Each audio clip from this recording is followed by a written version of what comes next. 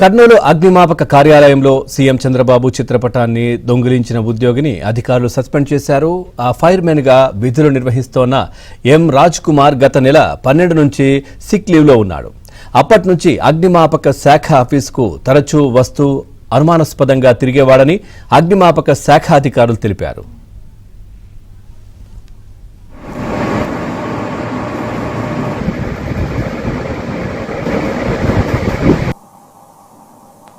అది నేను మీకు సాఫ్ట్ కాపీ పంపిస్తా.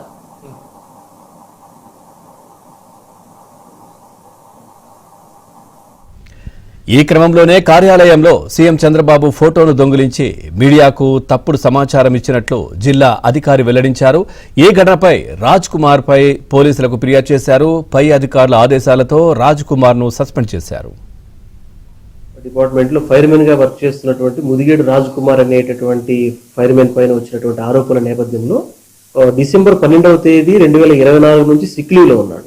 సిక్ లీవ్ లో ఉన్నప్పటి నుంచి కూడా అనుమానాస్పదంగా డిఎఫ్ ఆఫీస్ చుట్టూ, కర్నూలు ఫైర్ స్టేషన్ చుట్టూ తిరగడం, డిఎఫ్ ఆఫీస్ లోపలికి రావడం, స్టాఫ్ ఎంతమంది ఉన్నారనేది సెర్చ్ చేసుకోవడం, తనిఖీ ఆఫీసర్ లాగా తనిఖీ చేయడం, వాళ్ళని ఫోటోలు తీసుకోవడం, ఇలాంటి కంప్లైంట్స్ వచ్చాయి. ఇక డిఎఫ్ఓ ఛాంబర్ లోకి వచ్చి గౌరవనీయులు మన రాష్ట్ర ముఖ్యమంత్రి వర్యులు చంద్రబాబు నాయుడు గారి ఫోటో మేము ఇక్కడ ప్లేస్ చేస్తుంటే దానిని అతను దొంగిలించి తీసుకెళ్లడం జరిగింది. ఉద్దేశపూర్వకంగా తీసుకెళ్లి అతను ఆఫీస్లో ముఖ్యమంత్రి గారి ఫోటో లేదని కొంతమంది పత్రికా విలేకరులతో కూడా మాట్లాడి ఉద్దేశపూర్వకంగా జిల్లా అడ్మినిస్ట్రేషన్ ని, జిల్లా ఉద్యోగస్తులను ఇబ్బంది పెట్టాలనేటటువంటి నేరపూరితమైనటువంటి చర్యలు చేస్తూ జరిగినటువంటి విషయాలన్నీ కూడా నివేదించి వారి అప్రూవల్ తీసుకొని అతని మీద యాక్షన్ తీసుకోవడం జరిగింది. ఈ రోజు అతన్ని సస్పెండ్ చేయడం జరిగింది.